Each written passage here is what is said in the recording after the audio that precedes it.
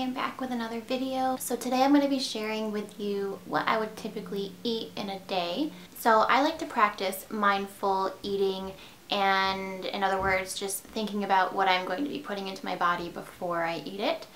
I in no way have ever followed a trendy diet. So paleo, keto, all of these other trendy diets that you can see all over the internet.